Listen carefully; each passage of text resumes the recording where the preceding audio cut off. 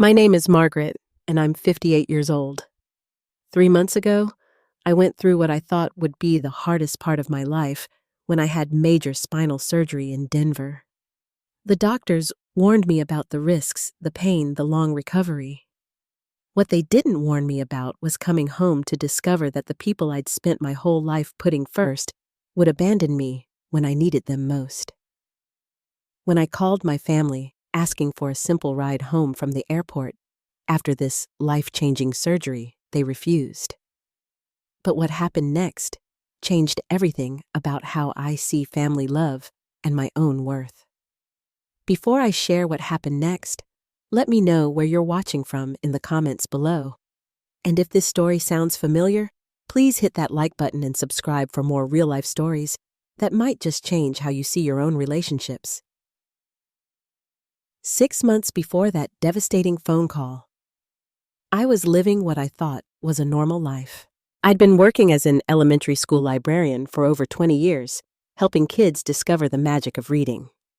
But something was wrong with my body that I couldn't ignore anymore. The pain in my lower back had been getting worse for months, starting as a dull ache that I blamed on long hours on my feet reaching for books on high shelves and the general wear and tear of being in my late 50s. By winter, the pain was consuming my life. Some mornings, I couldn't get out of bed without grabbing the nightstand and pulling myself up slowly, inch by inch. Walking from my car to the school entrance became a journey I had to plan carefully, timing my steps and looking for places to rest. The children noticed when I started sitting more during story time instead of moving around the reading circle like I used to. My family doctor, Dr. Harrison, initially suggested physical therapy and anti-inflammatory medications. We tried everything conventional first. Months of physical therapy sessions, steroid injections, muscle relaxers that made me feel foggy and disconnected. Nothing worked. The MRI results finally revealed the truth that Dr. Harrison delivered with a grave expression. I had severe degenerative disc disease in my lumbar spine. 3 discs were almost completely deteriorated, and my spine was becoming unstable.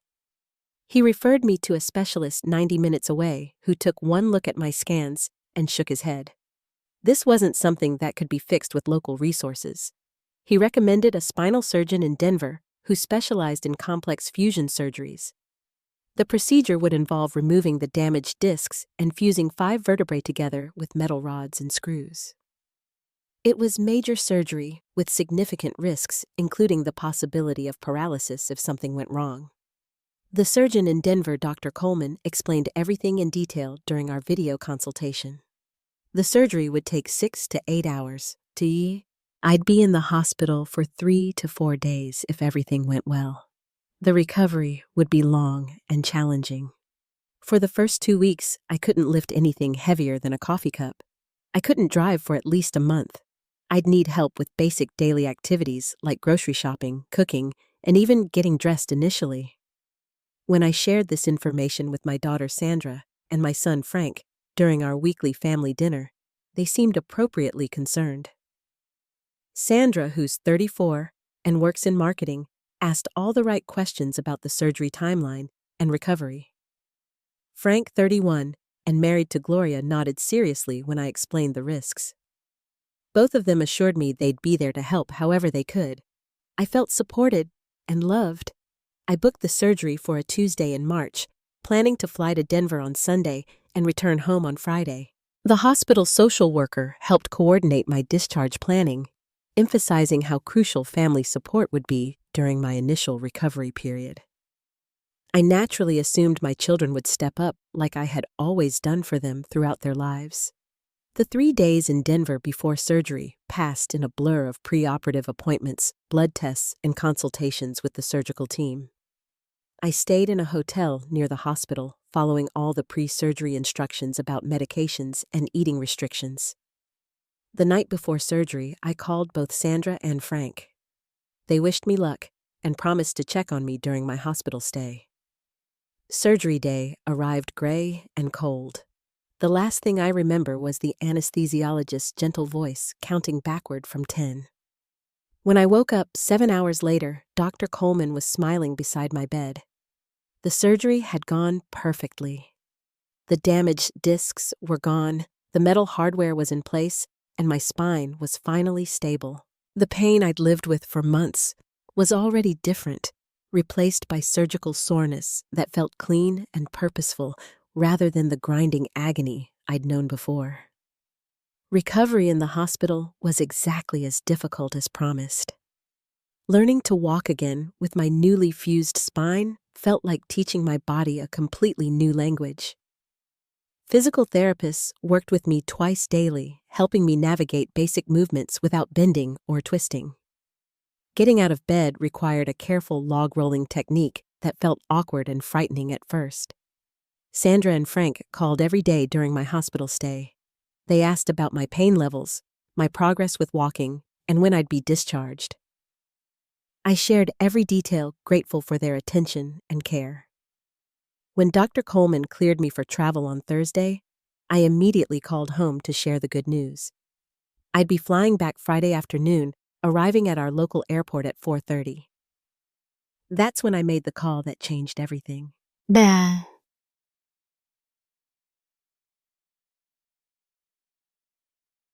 Thursday morning, I sat in my hospital bed with my discharge paperwork spread across the rolling table, feeling a mixture of relief and nervousness about going home. The nurses had gone through all my post-operative instructions twice. No lifting anything heavier than 10 pounds for 6 weeks. No bending, lifting, or twisting for at least 8 weeks. Follow-up appointment with my local doctor in 1 week.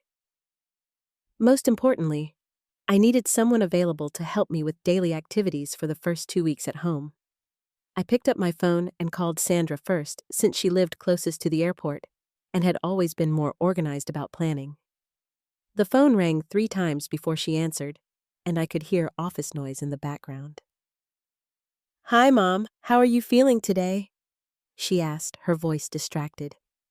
"Much better, honey. Dr. Coleman cleared me for travel. I'll be flying home tomorrow afternoon, landing at 4:30. I was hoping you could pick me up at the airport." There was a pause that lasted just a beat too long. "Oh, that's this weekend." My stomach dropped slightly. "Yes, Friday afternoon. I know it's short notice, but they just cleared me this morning." "Friday," Sandra said slowly, and I could hear her flipping through what sounded like a planner. "Mom, I have a really important client presentation Monday morning, and I was planning to spend the weekend preparing. Can't Frank pick you up instead?" I felt the first flutter of concern. "Of course I can call Frank. I just thought since you're closer to the airport." "I'm sorry, Mom, but this presentation could really make or break my quarterly numbers. You understand, right?" I did understand. Sandra had always been career-focused, and I admired her dedication. "Of course, sweetie, I'll call Frank." Frank answered on the first ring, which felt like a good sign. "Hey, Mom, how's the recovery going?" "Really well. I'm cleared to fly home tomorrow at 4:30. Could you pick me up at the airport?" The silence was even longer this time. When Frank finally spoke, his voice had a strange, cold edge I'd never heard before. "Tomorrow, Mom, that's really short notice. Gloria and I have plans this weekend." "Plans?" I asked, genuinely confused. "Frank, I just had major surgery. I can't drive and I need help getting home safely." "Look, Mom, we've got our own problems right now. Gloria's been stressed about her job situation, and we really need this weekend to work on some things. Can't you just take a taxi or something?" I sat there, holding the phone, staring at the wall of my hospital room, trying to process what I'd just heard. A taxi. After major spinal surgery with movement restrictions and luggage I couldn't lift. "Frank, the airport is 45 minutes from my house. I can't lift my suitcase and I'm supposed to avoid sitting for long periods. The doctor said I need someone to help me for the first couple of weeks." "Mom, you're being a little dramatic, don't you think? People have surgery all the time and manage fine. Besides, we're not your personal servants." The words hit me like a physical blow. Personal servants. I thought about all the times I'd dropped everything for Frank. When he was in college and called at midnight because his car broke down 3 hours away, I drove through a snowstorm to get him. When he and Gloria were looking for their first house, I spent every weekend for 2 months going to open houses with them because Gloria was nervous about making such a big decision. I'm not asking you to be my servant, Frank. I'm asking for help during a medical emergency. It's not an emergency anymore, Mom. The surgery's over. You're fine. After Frank hung up, I sat in stunned silence for several minutes. Then I called Sandra back, hoping that maybe if I explained the situation more clearly, she'd reconsider. Sandra, I just talked to Frank, and he can't pick me up either. Could you possibly rearrange your weekend plans? I really do need help getting home safely. This time, Sandra's voice was sharp with irritation. Mom, I already told you about my presentation. This is really important for my career. Can't you figure something else out? You're a grown woman. Honey, I understand your work is important, but I just had major surgery on my spine. I have movement restrictions, and the doctor specifically said I need assistance. You're being dramatic, Mom. People recover from surgery all the time without making it everyone else's problem. Maybe this is a good opportunity for you to become more independent, instead of always expecting everyone to drop everything for you. I felt like I'd been slapped, always expecting everyone to drop everything. When had I ever asked for help before this? Sandra, when have I ever asked you to drop everything for me? Mom, you know what I mean? You always make everything about you. When are you going to learn that the world doesn't revolve around your problems? She hung up before I could respond. I spent Thursday night in my hospital bed staring at the ceiling, my mind racing despite the pain medication that was supposed to help me sleep. The physical pain from surgery was manageable compared to the emotional pain of my children's rejection. I kept replaying the conversations, wondering if I'd somehow misunderstood or miscommunicated my needs. Friday morning arrived gray and drizzly, matching my mood perfectly. I'd barely slept, and the nurses noticed my distress during their morning rounds. When my breakfast arrived, I pushed it around the plate without eating, my appetite completely gone. I decided to try calling my sister Eleanor, who lived about 3 hours away in a small town near the state border. Eleanor had always been the more nurturing of us two, and we'd maintained a close relationship despite the distance. Margaret, how did the surgery go? Eleanor's warm voice was exactly what I needed to hear. I explained everything, including my family's refusal to help. Eleanor was horrified.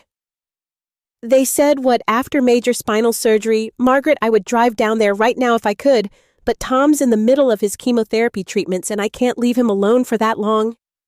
Eleanor's husband had been battling colon cancer for 6 months, and I knew she was already stretched thin caring for him. I understand completely, Eleanor. I wouldn't ask you to leave Tom. But there has to be someone else. What about Danny? Danny was Eleanor's son, my nephew, who lived about an hour from me. I called Danny, feeling a small spark of hope.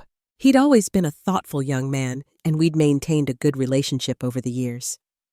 Aunt Margaret, I wish I could help, but I'm scheduled to work a double shift Friday, and my manager already denied my request for time off this week. If I call in sick now, I could lose my job.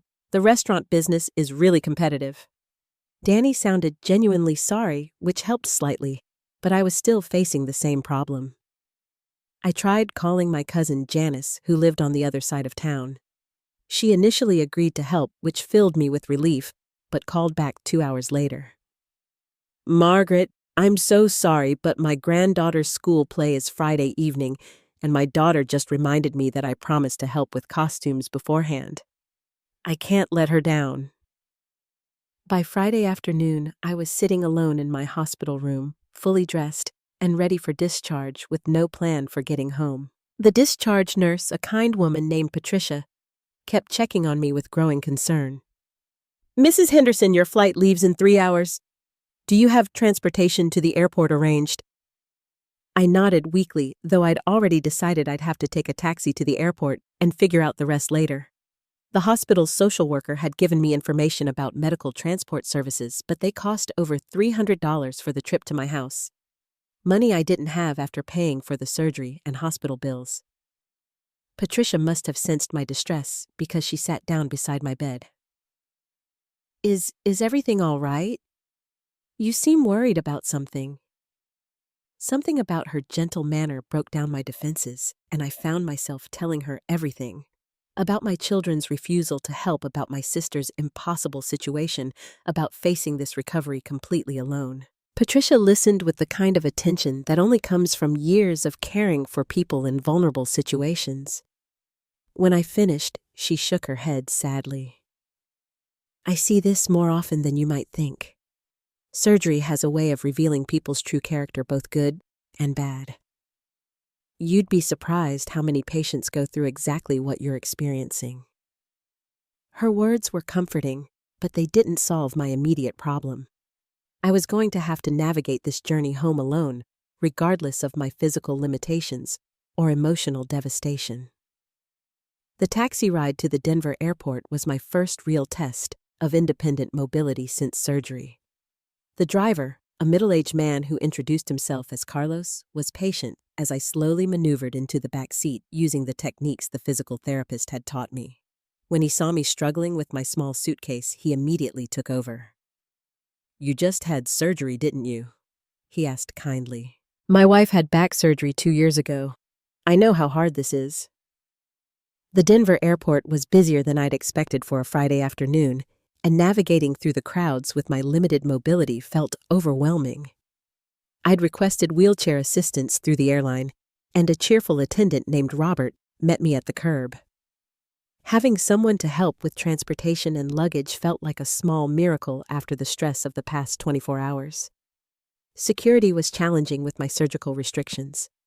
I couldn't raise my arms above my head for the body scanner, so I had to undergo additional screening procedures. The TSA agents were professional but efficient, rather than particularly sympathetic. By the time I reached my gate, I was exhausted and emotionally drained. Sitting in the departure area, I watched families around me and felt a profound loneliness I'd never experienced before. A woman about my age sat nearby, clearly helping her elderly mother navigate travel after what appeared to be some kind of medical procedure. They chatted quietly, the daughter adjusting her mother's pillow and making sure she was comfortable. The contrast with my own situation was stark and painful. When boarding began, I was grateful for priority boarding due to my medical condition. The flight attendants were immediately attentive when they saw my surgical support belt and careful movements. A woman named Beverly, probably in her 40s with kind eyes, made a point of checking on me frequently throughout the flight. "Is this your first time flying after surgery?" she asked as she helped me adjust my seat position. "Yes, and hopefully my last," I replied, attempting a weak smile. "The hardest part is over," Beverly assured me. "You've been brave enough to take care of your health, and that takes real courage." Her words meant more to me than she could have known. In the past week, no one in my family had acknowledged the courage it took to undergo major surgery, the fear I'd faced, or the strength I'd shown in my recovery. The 3-hour flight felt endless. Sitting upright for that long after surgery was uncomfortable despite the pain medication, and I found myself shifting constantly, trying to find a tolerable position. When we hit turbulence over the mountains, the sudden movements sent shooting pains through my healing spine. Beverly noticed my distress and brought me extra pillows to help support my back. "My mother had spinal fusion surgery 5 years ago," she told me quietly during a calm moment. "She said the first few weeks were the hardest, but now she has less pain than she'd had in years. You're going to get through this." I wanted to tell her about my family situation, about how I was facing those hard weeks completely alone, but I couldn't bring myself to voice the words. Instead, I thanked her for her kindness and tried to focus on the landscape passing below us. Landing was rough, and by the time we reached the gate, I was fighting back tears from both physical and emotional pain. Beverly personally escorted me off the plane and made sure I was connected with ground assistance for the walk to baggage claim. The baggage claim area of our regional airport was smaller and less chaotic than Denver, but I still felt lost and overwhelmed. My suitcase appeared on the carousel, and I stared at it helplessly, knowing I couldn't lift it myself. A young man noticed me standing there and immediately offered to help. "Looks like you could use a hand," he said with a friendly smile, effortlessly lifting my bag. "Rough day?" "Something like that." I managed to say grateful beyond words for his simple act of kindness. The taxi line outside was shorter than I'd feared, but when my turn came, I faced another challenge. The first driver took one look at me and my obvious post-surgical condition and seemed annoyed about having to help with luggage and accommodate my slow movement.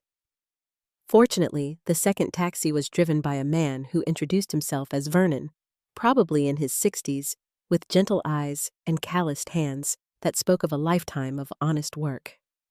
When he saw me carefully lowering myself into the passenger seat, his whole demeanor shifted to one of concern.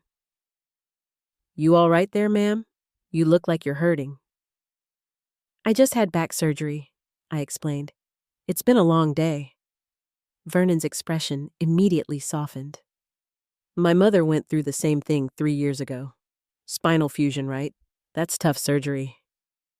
As we drove toward my house, Vernon shared his mother's recovery story, how difficult those first weeks had been, but how much her quality of life had improved in the long run. He spoke with such genuine care about his mother's experience that I found myself tearing up. "She was lucky to have such a caring son," I said quietly. "Family's supposed to take care of each other," Vernon replied simply. "That's what family means."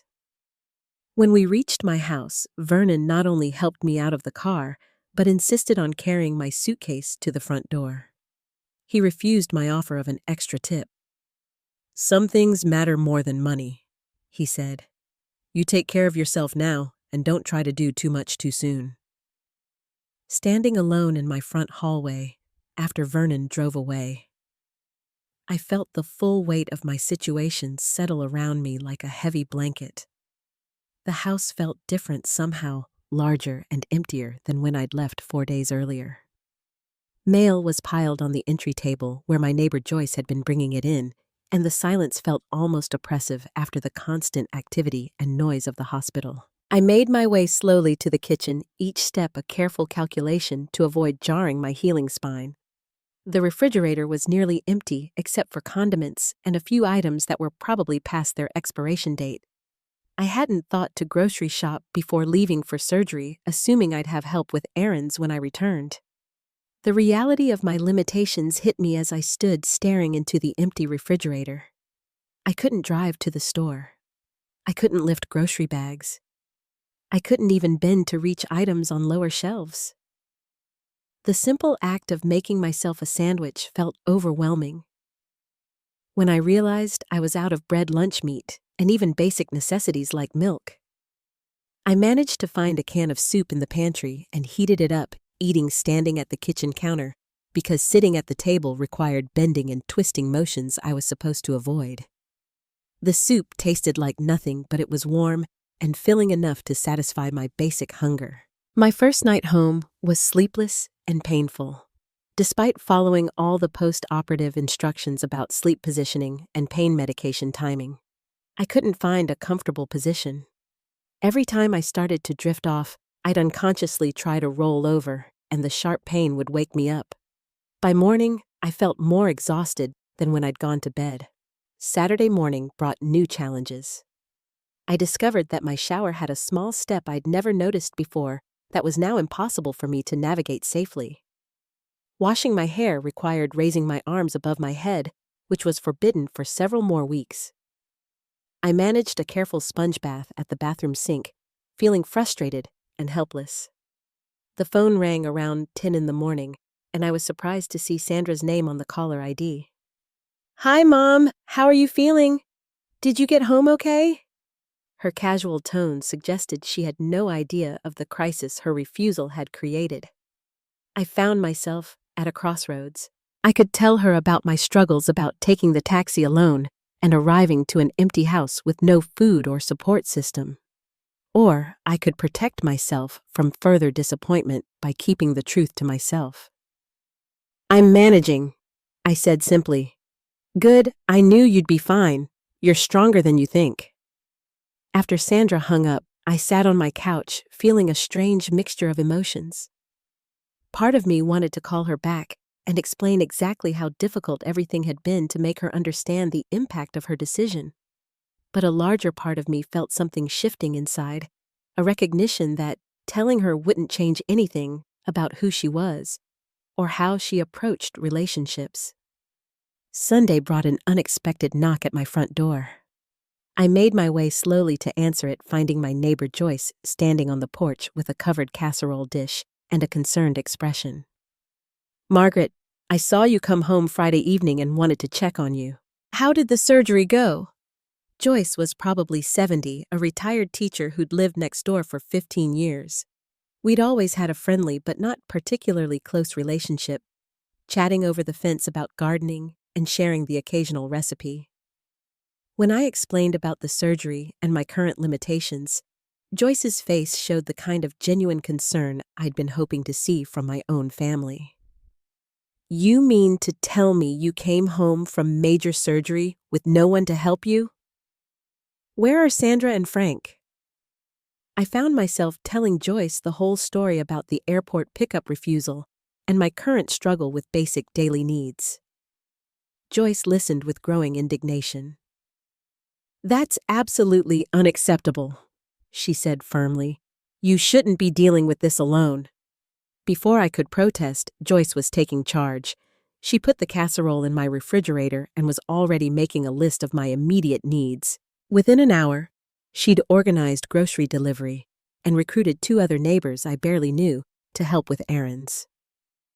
This is what neighbors do, Joyce said matter-of-factly. Community takes care of community. The week following Joyce's intervention transformed my understanding of what support actually looked like. Willis, a retired gentleman from 3 houses down, appeared at my door Tuesday morning with grocery bags and a genuine smile.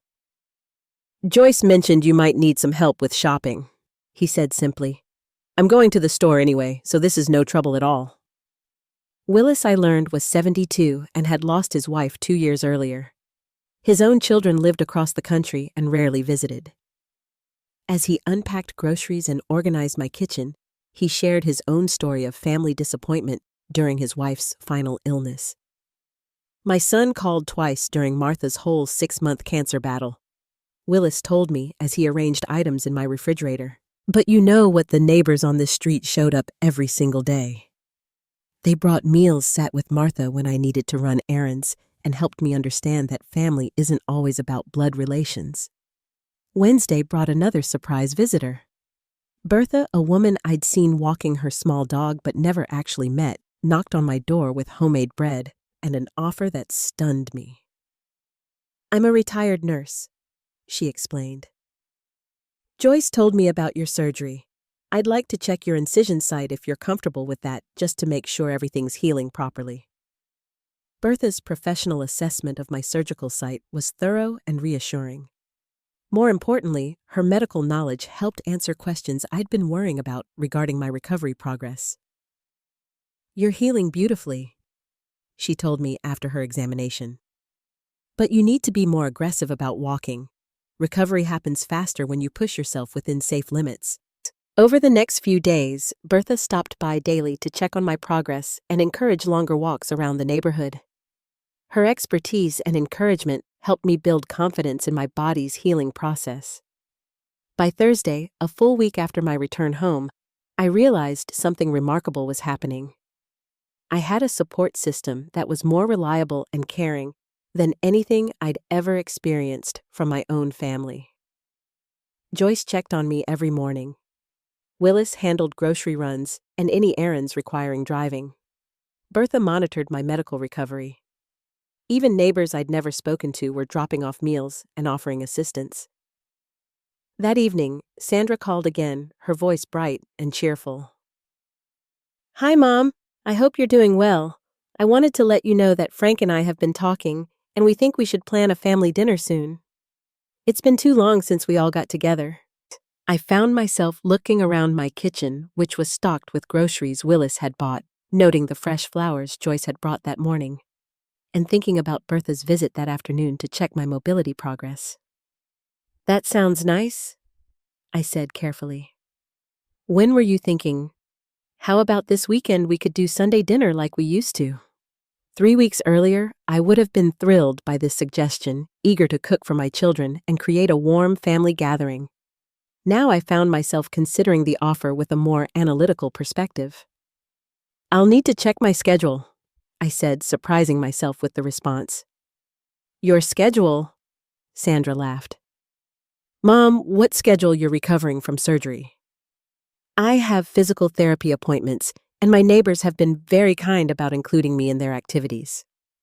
Let me see what works and get back to you." After hanging up, I realized I'd just set a boundary with Sandra for the first time in my adult life. Instead of automatically rearranging everything to accommodate her request, I'd treated my own commitments and relationships as equally important. The feeling was both terrifying and exhilarating. 3 weeks after returning home from surgery, I found myself experiencing something I hadn't felt in years: genuine excitement about my daily life. My physical recovery was progressing better than expected, and my emotional healing was following an even more remarkable trajectory. Joyce had invited me to join her book club, a group of 6 women who met weekly to discuss everything from best-selling novels to memoirs that challenged their perspectives on life. For the first time in years, I was engaging in conversations that had nothing to do with my children's problems or needs. Willis and I had developed a friendship that surprised me with its depth and ease. Our daily walks around the neighborhood had evolved into longer conversations about life loss and the unexpected gifts that sometimes come from difficult circumstances. He'd begun bringing coffee and sitting on my front porch in the mornings, sharing stories about his late wife and his own journey toward creating meaning after loss. "You know," Willis said one morning as we watched the sunrise, "I spent so much energy being disappointed in my children for not being who I thought they should be that I almost missed discovering who I actually was when I wasn't focused on them." His words resonated deeply with my own emerging understanding of my situation. For decades, I'd defined myself primarily as Sandra and Frank's mother, measuring my worth by their achievements and my value by their need for me. Surgery had forced me to confront who Margaret was when she wasn't serving everyone else's agenda. Bertha had become both a medical advisor and a wise counselor. Her nursing experience included years of working with patients whose families either rallied around them or revealed their true character during health crises. "The ones who surprise you with kindness," she told me during one of our walks, "those relationships become deeper than anything you've known before. And the ones who disappoint you, well, that information is a gift too, even though it hurts." Frank called on a Wednesday evening 3.5 weeks after my return home. His voice carried a strange mixture of casualness and underlying irritation. "Hey, Mom. Sandra said you might be too busy for family dinner this weekend. What's that about?" I took a deep breath, recognizing this as a crucial moment in our relationship's evolution. "I've made commitments to friends who've been supporting me during my recovery," I explained calmly. "I want to honor those commitments." "Friends? What friends? You mean those neighbors, Mom? They're just being polite. Family should come first." Frank? Where was family when I needed help getting home from the airport after major surgery? The silence on the other end of the line stretched long enough that I wondered if the call had been disconnected. "Mom, we've been over this. We had obligations that weekend." "Yes, you did. And now I have obligations to people who showed up when I needed help." "You're being ridiculous. We're your children." Being my children doesn't entitle you to my unconditional availability, especially when you've demonstrated that your availability for me is highly conditional." Frank's voice rose with anger. "What's gotten into you? Since when do you talk to family like this?" "Since I learned the difference between family and relatives," I replied, surprised by my own clarity. After Frank hung up abruptly, I sat in my living room feeling a strange combination of sadness and relief. The sadness was for the relationships I'd thought I had with my children. The relief was from finally speaking the truth about how their behavior had affected me. Saturday evening arrived with an invitation that would have seemed impossible a month earlier. Willis had asked if I'd like to accompany him to a community theater performance. He'd been going alone since his wife died, but thought it might be more enjoyable to share the experience.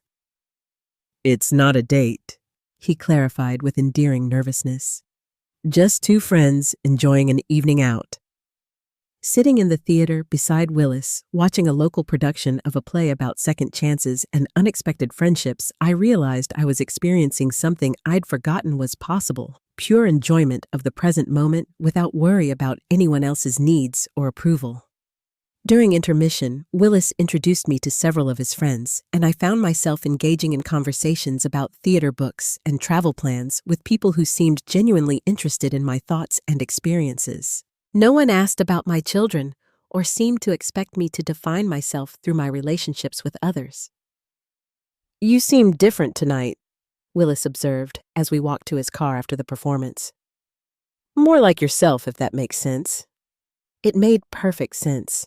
For the first time in years, I'd spent an entire evening being Margaret rather than Sandra's mother or Frank's mother or anyone's caregiver. By the end of my 6th week of recovery, I was cleared for all normal activities, including driving and lifting.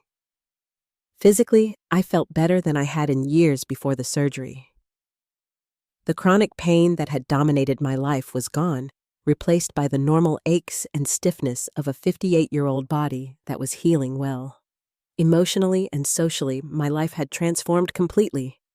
My days were filled with meaningful activities and relationships that energized rather than drained me. Joyce and I had become close friends, sharing daily conversations about books, current events, and our evolving perspectives on life. Willis and I were spending increasing amounts of time together, and while neither of us was rushing toward romantic definitions, there was clearly something special developing between us.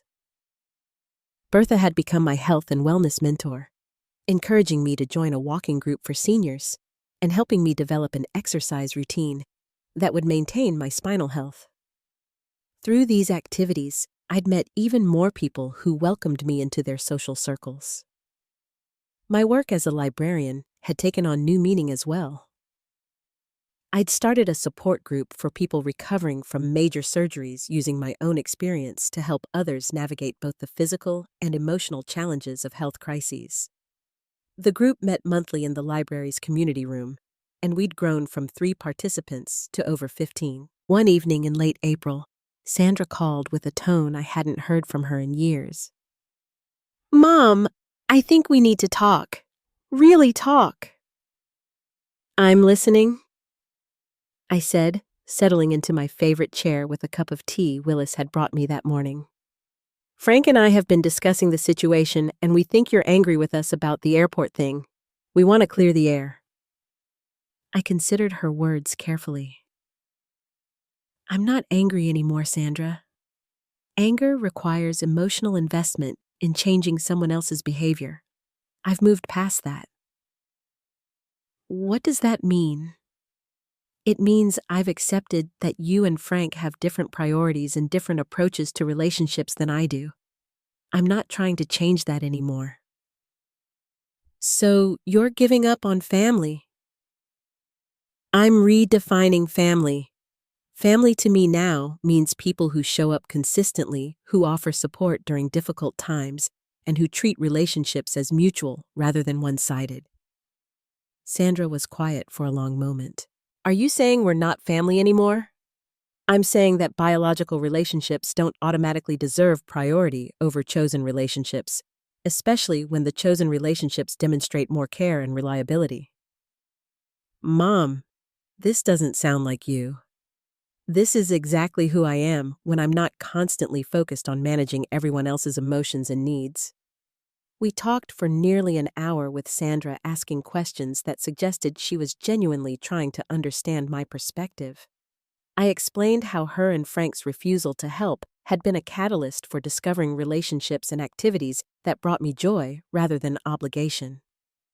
I don't want to lose you, Sandra said near the end of our conversation, her voice smaller than usual. You don't have to lose me, but the relationship will need to be different, more balanced, more reciprocal. 2 weeks later, Sandra visited on a Saturday afternoon. She brought lunch from my favorite restaurant and stayed for 3 hours asking thoughtful questions about my new friendships, my work with the support group, and my perspectives on life after major surgery. I never realized how much you gave up for us over the years, she said as we sat on my back porch watching Willis work in his garden next door. I didn't realize it either until I had some distance from it. I want to do better. I want to be someone you can count on. I appreciate that, Sandra, and I'm willing to see what that looks like over time. Frank's evolution was slower and more resistant. He visited once primarily to argue that I was being unfair and holding grudges. When I calmly explained that I wasn't holding grudges but was making choices based on demonstrated patterns of behavior, he became defensive and left after 20 minutes. But even Frank's reaction didn't devastate me the way it would have months earlier. I'd learned that I could love my children while also protecting myself from their limitations. 6 months after my surgery, I was hosting Thanksgiving dinner for the first time in years. But this year's gathering looked completely different from previous family holidays. Joyce arrived first, carrying her famous sweet potato casserole and a bottle of wine. Willis followed with homemade rolls and flowers from his garden. Bertha brought a pumpkin pie, and her new boyfriend, a retired doctor named Howard, who'd moved to our neighborhood after his wife passed away. Sandra had asked to join us, and after some consideration, I'd agreed. She arrived with a store-bought dessert and a tentative smile, clearly nervous about meeting my new chosen family. The conversation around my dining table was unlike any holiday meal I'd ever hosted. We talked about books we'd read, travel plans for the coming year, community volunteer projects we were involved in, and our gratitude for unexpected friendships. Sandra participated quietly at first, then with growing engagement as she realized no one was judging her or expecting her to perform in any particular way. "This is really nice, Mom," Sandra said as we cleaned up afterward. "Your friends are wonderful people." "They've become family to me," I replied. "I can see why. They really care about you. And I care about them. It's mutual, which makes all the difference." Frank had declined my invitation to Thanksgiving, citing other plans, but he'd sent a brief text message that morning. "Hope you have a good day, Mom."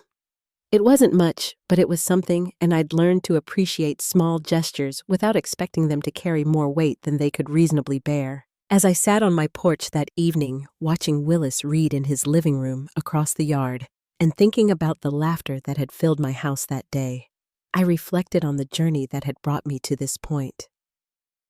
6 months ago, I'd been focused on my physical healing, terrified of the surgery, and worried about the recovery process.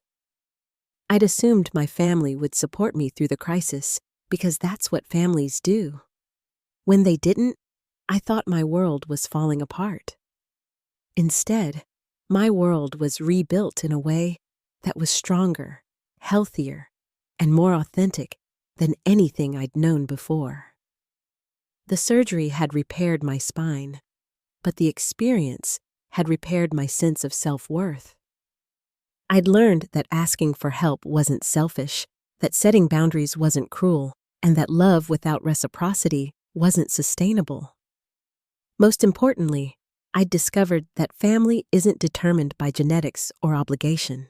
Real family is created through consistent care, mutual support, and chosen commitment to each other's well-being. Willis knocked on my door as the sun was setting, carrying 2 cups of coffee and wearing the gentle smile that had become one of my favorite parts of each day. "Good day?" he asked, settling into the chair beside mine.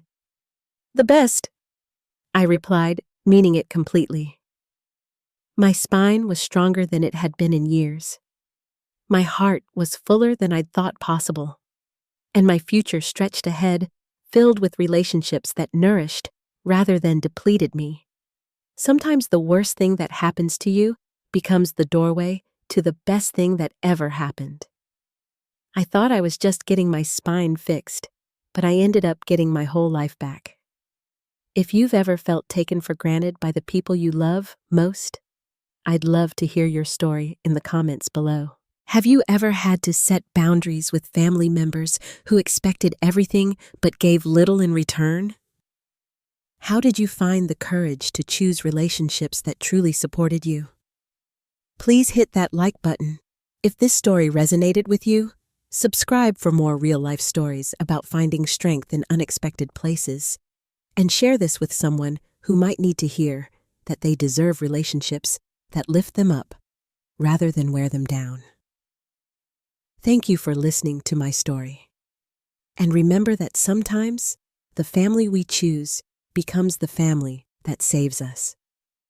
Until next time, take care of yourselves and each other.